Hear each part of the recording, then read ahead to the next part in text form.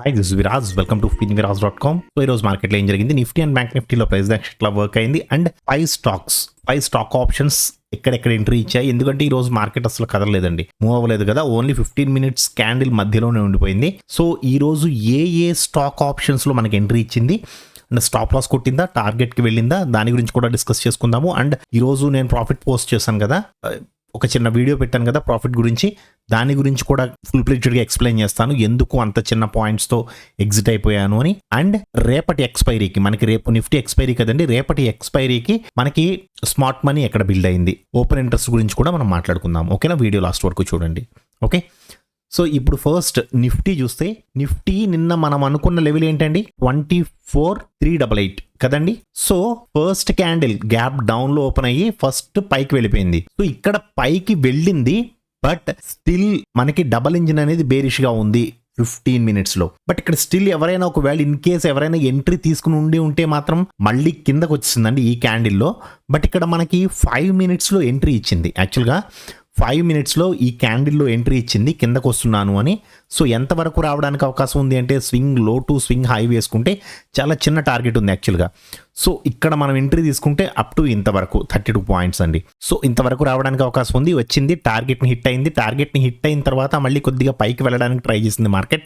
యాక్చువల్గా ఏంటంటే first 15 minutes candle ఏదైతే ఉందో, సో ఇంత పెద్ద క్యాండిల్ వేసినప్పుడు మార్కెట్ దీనిని దాటడానికి ట్రై చేస్తుంది. మీకు ఇలా పెద్ద గ్రీన్ క్యాండిల్ కానీ పెద్ద రెడ్ క్యాండిల్ కానీ పడినప్పుడు, సాధారణంగా రెడ్ క్యాండిల్ పడిందంటే మాత్రం కిందకి వెళ్ళిపోతుంది, ఇంకా ఫాల్ ఎక్కువ ఉండడానికి అవకాశం ఉంటుంది. బట్ ఇలా గ్రీన్ క్యాండిల్ పడినప్పుడు ఇది సస్టైన్ అవ్వకుండా కిందకు వచ్చింది, ఫస్ట్ 15 minutes క్యాండిల్కి కిందకు వచ్చింది అంటే దీనిని దాటడం, ఈ రేంజ్ని దాటడం అనేది కొంచెం కష్టతరమైన విషయం. ఈరోజు మీరు ఈ కొత్త విషయం నేర్చుకోండి. ఓకే, లేదు మార్కెట్ చాలా బుల్లిష్గా ఉంది అనుకున్నప్పుడు మాత్రమే వెళ్తుందండి. మార్కెట్లో చాలా బుల్లిష్నెస్ ఉండాలి, చాలా మంచి గుడ్ న్యూస్ ఉండాలి, అండ్ మార్కెట్లో స్ట్రెంగ్త్ ఉండాలి. ఇవి ఉంటే మాత్రమే మార్కెట్ పైకి వెళ్తుంది. లేదంటే ఫస్ట్ 15 minutes క్యాండిల్ ఏదైతే పైకి తీసుకెళ్తారో ఇంకక్కడి నుంచి బుల్స్ పట్టు వదిలేస్తారు, బేర్స్ కిందకి తీసుకొస్తారు, మళ్ళీ బేర్స్ వదిలేస్తారు, మళ్ళీ బుల్స్ పైకి తీసుకెళ్తారు. సో ఇది రోలర్ కోస్టర్ రైడ్ టైప్లో ఉంటుందన్నమాట. అది కూడా ఎక్కడ, జస్ట్ 15 minutes క్యాండిల్లోనే. సో 5 minutesలో అయితే కొన్ని ఎంట్రీస్ ఇచ్చిందండి. యాక్చువల్గా ఇది ఎంట్రీస్ లేకుండా ఏమీ లేదు, కిందకు వస్తున్నప్పుడు ఎంట్రీ ఇచ్చింది, పైకి వెళ్తున్నప్పుడు కూడా ఇక్కడ కొంచెం కన్ఫ్యూజ్ చేసినా కానీ ఇక్కడ మాత్రం చాలా మంచి ఎంట్రీ ఇచ్చింది. మళ్ళీ ఇక్కడ కిందకు వస్తున్నప్పుడు యాక్చువల్గా ఎంట్రీ ఇచ్చింది కానీ స్టాప్ లాస్ కొట్టింది, మళ్ళీ కిందకు వస్తున్నప్పుడు ఎంట్రీ ఇచ్చింది, పైకి వెళ్తున్నప్పుడు కూడా ఇక్కడ ఎంట్రీ ఇచ్చింది. సో ఇచ్చిన ప్రతి ఎంట్రీ కూడా చెప్పే ఇచ్చిందండి, ఇది కానీ ఇది కానీ అండ్ ఇది కానీ ఇది అండ్ ఇది.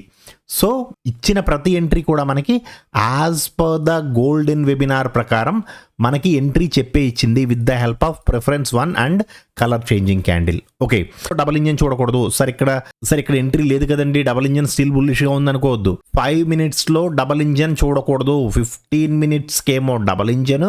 ఇప్పటికి కొన్ని 100 సార్లు చెప్పుంటాను, 5 minutesకి గోల్డెన్ వెబినార్. సో రెండు సెటప్లు, మీరు ఏ టైం ఫ్రేమ్లో చేస్తున్నారనే దాన్ని బట్టి మీ సెటప్ మారిపోతుంది. ఇది 5 minutes కాబట్టి గోల్డెన్ వెబినార్. ఓకే, సో ఇప్పుడు కొంతమందికి వచ్చిన డౌట్ ఏంటంటే, సార్ మీరు ఎంట్రీ తీసుకున్నారు, కేవలం 10 pointsతో ఎందుకు బయటకు వచ్చేసారు సార్, ఓన్లీ 10 points తీసుకున్నారు అంటే, 10 points అంటే మీరు తీసుకున్నది 6,000 క్వాంటిటీ కాబట్టి, సో 10 points అనేటప్పటికీ మీకు 60,000. బట్ ఎందుకు అంత తొందరగా వచ్చేసారు బయటికి అంటే, రేపు ఎక్స్పైరీ అండి. యాక్చువల్గా రేపు ఎక్స్పైరీ.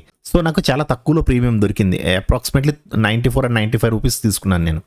సో నేను పెట్టిన ఈ 5 lakh ఏదైతే ఉందో, ఈ 5 lakhకి నాకు 10% ROI సింగిల్ ట్రేడ్లో వచ్చింది. అవునా, 54,000 నేను బుక్ చేశానని మీకు ఆల్రెడీ నేను వీడియోలో చూపించాను. సో 10% ROI అండి ఇన్ సింగిల్ ట్రేడ్, అది కూడా విత్ ఇన్ 8 minutesలో. పోనీ 10 minutes వేసుకోండి, 10 నిమిషాల్లో 10% ROI వచ్చింది. ఎవరికి వస్తుందండి, మీరు మామూలుగా నార్మల్గా మీ దగ్గర ఒక 5 లక్షలు ఉన్నాయి, 5 లక్షలు మీరు మీ ఫ్రెండ్కో మీ రిలేటివ్కో ఎవరికో మీరు వడ్డీకి ఇచ్చారు, ₹2 వడ్డీ ఇస్తానన్నాడు. సో ₹2 వడ్డీ చొప్పున తీసుకుంటే, మీరు ₹2 చొప్పున వడ్డీకి ఇస్తే ఈ 5,000 అనేది మీకు మంత్లీ 10,000 చొప్పున, అంతే కదండి. 5,000కి ₹2 ఇంట్రెస్ట్ అంటే మంత్లీ 10,000. సో మంత్లీ 10,000 చొప్పున మీకు 5 monthsలో వస్తుంది ఇంట్రెస్ట్ కదా. నాకు 10 minutesలో వచ్చింది, సరిపోదా అండి? చాలామంది అంటే కొంతమంది మేధావులు అనుకోవచ్చు, సార్ మరీ ₹10 బుక్ చేశారేంటండి, ₹10కే బయటకు వచ్చేసారా, మీకు అంత దమ్ము లేదా, ధైర్యం లేదా? రేపటి నుంచి వస్తారండి కామెంట్ సెక్షన్లో చేయడానికి, వీరాది వీరులు సురాది సూర్యులు వస్తారు. నేను చూపించింది జస్ట్ సింగిల్ ట్రేడ్ అండి. మీకు నేను చూపించింది చాలా చాలా చాలా చాలా చిన్న ట్రేడ్ మీకు నేను చూపించింది. సో దానికి నేను 10x కొడతానండి. యాక్చువల్లీ నేను చేసే ట్రేడింగ్ అంత పెద్దది ఉంటుంది. నేను మీకు చూపించింది చాలా చిన్న ట్రేడ్. అందుకే మీకు నేను కింద P&L అనేది చూపించలేదు. ఎందుకంటే నావి సెల్లింగ్ పొజిషన్స్ ఉంటాయి. రేపు ఎక్స్పైరీ కదండి, ఈ రోజు నుంచి నేను సెల్లింగ్ స్టార్ట్ చేస్తాను. సో నా సెల్లింగ్ పొజిషన్స్ ఉంటాయి అండ్ స్వింగ్ ట్రేడింగ్ పొజిషన్స్ ఉంటాయి, BTSTలు ఉంటాయి, నావి చాలా ఉంటాయండి. జస్ట్ మీకు అది చూపించాలి, ఆ ఒక్క ట్రేడ్ చూపించాలి సరదాగా అనేసి మీకు నేను ఆ ట్రేడ్ అనేది రికార్డ్ చేయడం జరిగింది. అది కూడా నేను తీసుకున్న 2 to 3 minutes తర్వాత రికార్డ్ చేశాను. ఎందుకంటే రికార్డ్ చేద్దాం వద్దా అని ఆలోచిస్తున్నాను. సరే చేద్దాం అన్నట్లుగా OBSలోకి వెళ్ళడం, అది ఓపెన్ చేయడం, అవన్నీ సెట్ చేసుకోవడం, మైక్ సెట్ చేసుకోవడం, ఇవన్నీ చేసేటప్పటికి యాక్చువల్గా అప్పటికే చాలా ప్రాఫిట్లో ఉంది. అది అప్పటికే అప్రాక్సిమేట్లీ 50 సంథింగ్ ప్రాఫిట్లో ఉంది. సో అది ఒక క్యాండిల్ వదిలేసాను నేను. నెక్స్ట్ క్యాండిల్ వెళ్ళి టార్గెట్ హిట్ అయింది. సో చిన్న ప్రాఫిటే అని ఎప్పుడు అనుకోవద్దు. మీరు ఎప్పుడు కూడానండి 5 రూపాయలు, 10 రూపాయలు, 15 రూపాయలు చిన్నది కదా అని అనుకోవద్దు. 10 రూపాయలు ఇచ్చింది అంటే రేపు ఎక్స్పైరీ కాబట్టి నాకు 10% ROI. సో 10% ROI అంటే చాలా మందికి ఇది డ్రీమ్. ఒక నెలలో సంపాదిస్తే చాలు అనుకునే డ్రీమ్ అండి. ఇప్పటికీ కూడా స్టిల్ పెద్ద పెద్ద యూట్యూబర్స్ నాకు తెలుసండి, పెద్ద పెద్ద యూట్యూబర్స్ పర్ వీక్కి 2% సంపాదిస్తే చాలు అనుకుంటారు. పర్ వీక్కి తెలుసా అండి, వారానికి 2% సంపాదిస్తే చాలు అనుకుంటారు. బట్ మనం ఆ కోవలోకి రామండి. యాక్చువల్గా నేను అగ్రెసివ్గా తీస్తాను. అట్ ద సేమ్ టైం మార్కెట్కి ఇచ్చేటప్పుడు కూడా అగ్రెసివ్గానే ఇచ్చేస్తాను. నేను ఏదో తోపు తురుమని చెప్పట్లేదు. మార్కెట్లో అగ్రెసివ్గా తీసే వాళ్ళు ఉంటే అగ్రెసివ్గా ఇచ్చేస్తారు కూడా. బెస్ట్ ఎగ్జాంపుల్ నేను ఎంత అగ్రెసివ్గా తీస్తానో ఒక్కొక్కసారి ట్రేడ్ రివర్స్ అయినప్పుడు అంత అగ్రెసివ్గా కూడా పట్టుకెళ్ళిపోతుంది. ఎందుకంటే 6000 క్వాంటిటీ కొట్టాను కదా, జస్ట్ చిన్నదే, మీకు నేను చూపించింది చిన్నదే. 6000 క్వాంటిటీ కొట్టాను కదా, 10 రూపాయలు ప్లస్ అయింది కాబట్టి నాకు 60,000 వచ్చింది. అదే ఒక 20 రూపాయలు మైనస్ అయ్యి ఉంటే 1,20,000 పోతుంది. అవునా అండి, సింగిల్ ట్రేడ్లో. సో చిన్నదా పెద్దదా అని చూడకూడదు, ROI చూడాలి. సో నేను నాకు వచ్చేటప్పుడు 10% ROI ఇస్తాను, నాకు పోయేటప్పుడు మ్యాక్సిమం టు మ్యాక్సిమం 5 to 6% ROIతో తీసేస్తాను. లేదు రివర్స్ అవ్వడానికి అవకాశం ఉంది, బట్ ఎందుకో క్యాండిల్ మళ్ళీ రివర్స్ వస్తుంది అనుకున్నప్పుడు ఇంకా యాడ్ చేస్తాను. నేను ఈ 6,000కి మళ్ళీ ఇంకొక 3,000 కొడతాను. కొంచెం కిందకు వచ్చిందా మళ్ళీ ఒక 1,800 క్వాంటిటీ కొడతా. అలా అనమాట కొంచెం పెంచుతూ ఉంటాను. ఇన్ కేస్ ఒక్కొక్కసారి మనం అనుకున్నది జరగకపోవచ్చు, సో మేబీ రివర్స్ అయిపోవచ్చు కూడా. అటువంటిప్పుడు నేను ఒక 2 lakhతో నేను బయటకు వచ్చేస్తాను, లాస్తో 2 lakh లాస్తో అనమాట. సో ఎప్పుడు కూడా ప్రాఫిట్ చిన్నదా పెద్దదా అని చూసుకోవద్దు. మనకు ఒక 10 points, 5 points, 15 points బయటకు వచ్చేయండి. మళ్ళీ ఇంకొక ట్రేడ్ దొరుకుతుంది, డెఫినెట్గా మనకి ఇంకో ట్రేడ్ దొరుకుతుంది. ట్రేడ్ దొరికినప్పుడు మళ్ళీ ఆ ట్రేడ్లోకి ఎంటర్ అవ్వచ్చు అనమాట. ఓకే, సో మోటివేషన్ ఎక్కువైపోయింది అనుకుంటా. ఇప్పుడు మనం స్టాక్ ఆప్షన్స్ చూద్దాం. స్టాక్ ఆప్షన్స్ అంటే యాక్చువల్గా ఇందులో మనం నిఫ్టీలో ఈ రోజు డిస్కస్ చేసుకోవడానికి ఏమీ లేదు. యాక్చువల్గా యాజ్ పర్ ద టెక్నికల్స్ ప్రకారం బాగానే మూవ్ అయింది, మార్కెట్ అయితే బాగానే మూవ్ అయింది. అండ్ విక్స్ కూడా కొంతలో కొంత న్యూట్రల్గా ఉంది. యాక్చువల్గా పెరిగింది, విక్స్ చాలా బాగా ఫాలో అయింది, ఫాలో అవుతుంది కదా, రేపు ఎక్స్పైరీ కదా అనుకున్నాను, మళ్ళీ న్యూట్రల్ అయ్యి మళ్ళీ పెరగడానికి ట్రై చేసింది. బట్ యాక్చువల్గా అయితే విక్స్ ఈ రోజు మార్నింగ్ ఎక్కడ ఓపెన్ అయిందో అక్కడే క్లోజ్ అయ్యింది. కొంచెం ఫ్లక్చువేషన్ అయితే అయ్యింది, కానీ విక్స్ పెద్దగా ప్రభావం చూపించలేదు. Okay, but small cap mid cap చూసారా, నేను అసలు విషయం చెప్పడం మర్చిపోయాను. స్మాల్ క్యాప్ మిడ్ క్యాప్ చూసారా, చాలా బాగా పెరిగాయండి. నిన్న మిడ్ క్యాప్ ఏమో 1.5% అండ్ స్మాల్ క్యాప్ ఏమో 1.19 అంటే 1.2% పెరిగింది. యాక్చువల్గా నిన్న 2% ఫాలో అయ్యాయి కదా. సో ఈరోజు మ్యాక్సిమం టు మ్యాక్సిమం ఒక 0.5% అండ్ నిన్న ఫాలో అయిన దాంట్లో ఒక 0.5% రికవరీ అయ్యాయి ఇవాళ small caps and mid caps. Okay, ఇప్పుడు స్టాక్ ఆప్షన్స్లో ఏ స్టాక్స్ ఎంట్రీ ఇచ్చాయని చూద్దాము. So first of all L&T మనకి 9:15కి ఎంట్రీ ఉంది. ఇక్కడ స్టాక్ ఆప్షన్స్లో నేను చెప్పాలనుకుంటున్నది ఏంటంటే, మీకు నేను ఈ స్టాక్స్ ఏవైతే ఇస్తున్నానో ఈ స్టాక్స్ అనేవి స్టాక్ ఆప్షన్స్ కోర్సులో మీకు నేను 20 to 25 స్టాక్స్ ఇచ్చాను, గుర్తుందా అండి? ఇవి ప్రతి సెక్టార్లోనూ ఉన్న హైయెస్ట్ మార్కెట్ క్యాపిటలైజేషన్ కలిగిన స్టాక్స్ అని 20 to 25 స్టాక్స్ లిస్ట్ ఇచ్చాను కదా. సో మ్యాక్సిమం టు మ్యాక్సిమం వాటిలోంచే తీసుకోవడానికి ట్రై చేస్తున్నాను నేను, ఎందుకంటే అందరికీ అవే స్టాక్స్ ఉంటాయి కదా అని.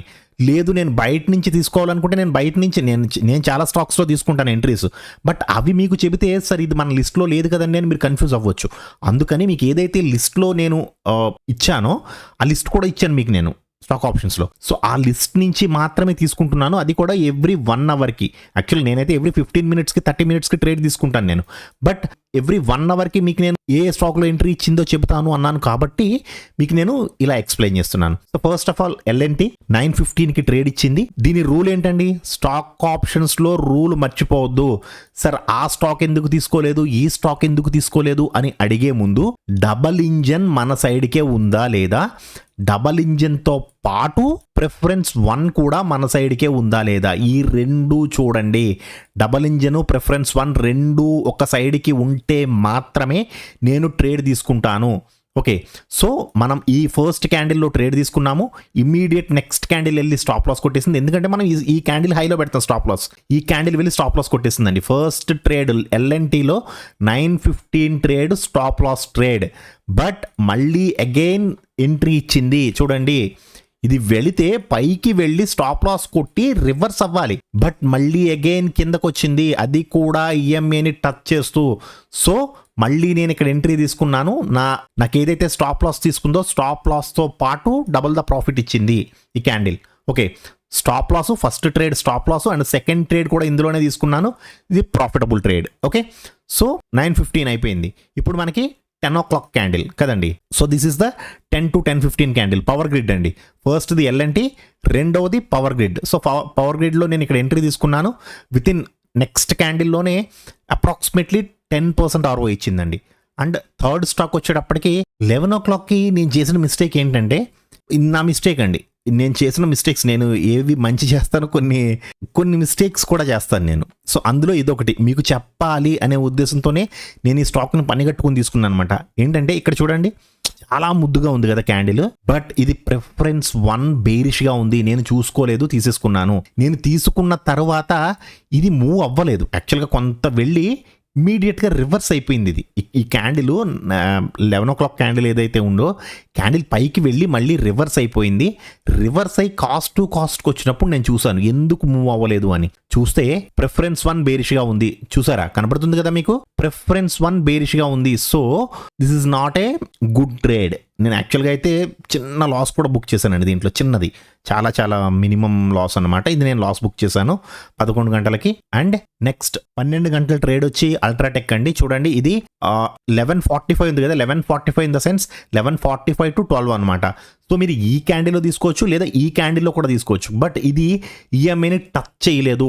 మీకు 12 o'clock క్యాండిల్ ఏదైతే ఉందో అది 12 to 12:15 క్యాండిల్ మనకి ఈఎంఐని టచ్ అవ్వలేదు, దాని బిఫోర్ క్యాండిల్ మాత్రం ఇది టచ్ అయ్యింది. 11:45కి ఎంట్రీ తీసుకుంటే విత్ ఇన్ నెక్స్ట్ క్యాండిలే దాదాపుగా 6 to 7% వెళ్ళింది. ఓకే, అండ్ నెక్స్ట్ అది 12 గంటల క్యాండిల్ కదండి, ఇది 1 గంట క్యాండిల్. యాక్చువల్గా 1 గంటకి మనకి రిలయన్స్ ఇండస్ట్రీస్ అండి. రిలయన్స్ ఇండస్ట్రీస్లో 1 గంటకి మనకి ఎంట్రీ ఇచ్చింది. 1 గంటకి ఎంట్రీ ఇచ్చిన తర్వాత స్లో అండ్ స్టడీగానే వచ్చింది. యాక్చువల్గా అయితే స్పీడ్గా అయితే రాలేదు, స్లో అండ్ స్టడీగానే వచ్చింది. విత్ ఇన్ 2 క్యాండిల్స్లో అప్ టు 5% ఇచ్చింది, పర్వాలేదు. It's not a bad trade, it's a good one. And at the same time 1 గంటకి ఇచ్చింది అండ్ 2:15 కూడా ఎంట్రీ ఇచ్చిందండి. 2:15 చూసారా, 2:15కి మళ్ళీ సేమ్ రిలయన్స్లో మళ్ళీ రీ ఎంట్రీ ఇచ్చింది, కిందకు వచ్చింది, పైకి వెళ్ళింది, మళ్ళీ యాజ్ అట్ ఈస్గా as per the double engine and preference 1 ప్రకారం మళ్ళీ ఎంట్రీ ఇచ్చింది. So we can take the entry here, మనం ఇక్కడ ఎంట్రీ తీసుకోవచ్చు, ఇక్కడ స్టాప్ లాస్ పెట్టుకుంటాము and boom. Okay, and TCS అండి. నెక్స్ట్ వచ్చి టీసీఎస్. యాక్చువల్గా అయితే 145 అండి. 145 అంటే ఎంతండి, ఇది 145 to 2 o'clock కదా, 145 to 2 o'clock, బట్ ఇది మూవ్ అవ్వలేదండి. యాక్చువల్గా అయితే కొద్దిగా మూవ్ అయ్యి మళ్ళీ కిందకు వచ్చింది. యాక్చువల్గా అయితే ఇది ప్రాఫిటబుల్ ట్రేడ్ కాదు, కొద్దిగానే వెళ్ళిందండి, కొద్దిగా వెళ్ళి పైకి వెళ్ళింది. చిన్న రిస్కీ ట్రేడ్ కూడా ఇది ఒక రకంగా చెప్పాలంటే, ఎందుకంటే డబుల్ ఇంజన్ అప్పుడే ఫ్రెష్గా టర్న్ అయిందనమాట గ్రీన్గా. కొంచెం risky trade, but little bit profit or little bit loss అనమాట. అంటే ఈ క్యాండిల్ తీసేస్తే ఓకే, లేదు కొంచెం పైకి ఉంచుదాము అనుకుంటే మాత్రం నెక్స్ట్ క్యాండిల్ ఇమ్మీడియట్గా కాస్ట్ టు కాస్ట్ కంటే కిందకి వచ్చింది యాక్చువల్గా. ఓకే, సో 7 స్టాక్స్ గురించి ఎక్స్ప్లెయిన్ చేశాను. సో మనకి రేపు ఎక్స్పైరీ ఉందండి, Nifty expiry. So open interest ఎలా ఉంది అంటే, ఫస్ట్ ఆఫ్ ఆల్ 24,300 దగ్గర పుట్స్ ఎక్కువ ఉన్నాయి. అంటే 24,300 అంటే ఒకసారి చూపిస్తాను చూడండి మీకు, 24,300 దగ్గర పుట్స్ ఎక్కువ ఉన్నాయి. అండ్ 24,400, ఇదేమో 300, ఇదేమో 400, ఇక్కడేమో కాల్స్ ఎక్కువ ఉన్నాయి.